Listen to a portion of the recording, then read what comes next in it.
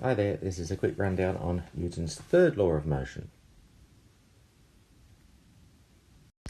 This is probably the most famous law, and many of you will have heard the quote, "For every action there is an equal and opposite reaction." Now let's see what that means and what it doesn't mean. Just imagine you are standing on one leg. You know that gravity is acting on you, and so if you consider its effect on you, it's pushing you into the ground, and you are touching the ground, the floor, I'll call it the ground. If you consider for a moment why you don't fall down into the ground or through the floor, it must be because the floor is holding you up. So there is the reaction is the floor pushing up on you. If we consider the action as a force, and we say what is doing the pushing and what direction it has, we could have you are pushing down on the floor.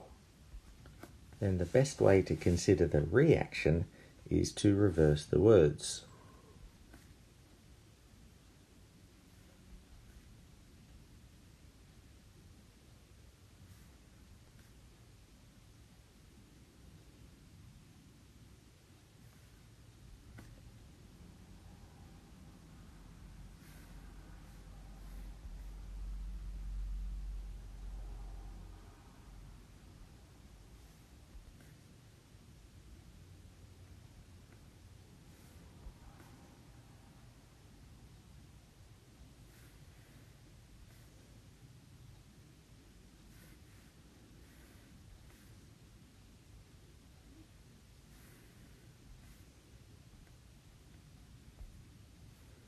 And that's it. Notice that action-reaction pairs happen at one point. So if we consider a tug of war, it's not correct to say that one person pulling the rope is the action and the other person pulling back is the reaction.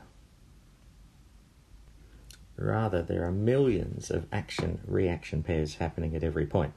For example, person A pulls the rope to the left and the rope pulls person A to the right. Notice how I've just swapped the words and changed the direction. While person B pulls the rope to the right, while the rope pulls person B to the left. At some random point within the rope, the right-hand point of the rope pulls the left-hand part of the rope to the right, and the left-hand part of the rope pulls the right-hand part of the rope to the left. At the back foot of person B, the back foot of person B is pulling the ground backwards from B's point of view, and the ground is pushing the person B forwards. Actually, I got that bit wrong. The back foot isn't pushing much at all. It's the front foot is pushing the ground forwards, and the ground is pushing the person, the front foot back, and that's what's providing the ultimately the backward external force on person B, which they're using to pull on the rope. What about a situation where there are unbalanced forces? Does that mean that action-reaction isn't true?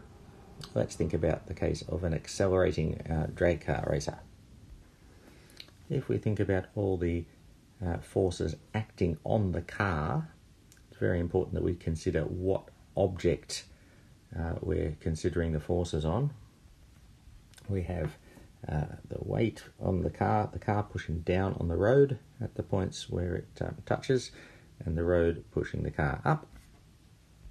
Now those forces are balanced, and if they were the only forces acting, then you would have a case of Newton's first law, which is that since the car is not moving in the vertical direction, it would remain not moving, it would remain at rest.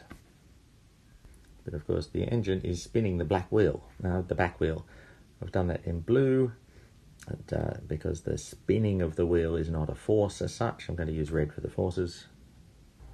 So the back wheel is actually pushing backwards on the road. So that arrow is tyre pushing road back.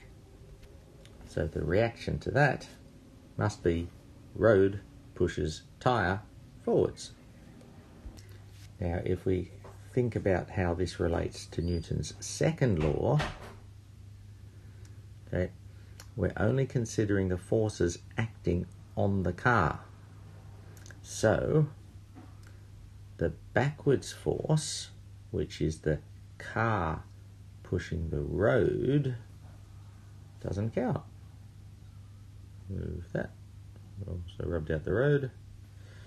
Put the road back. The weight force doesn't cancel out and disappear, so the car doesn't fly up in the air, because you can think about that as the earth pulling the car down and the road pushing the car up, so gravity pulling the car down. So those are forces acting on the car. But the car pushing the road backwards is not a force that's acting on the car.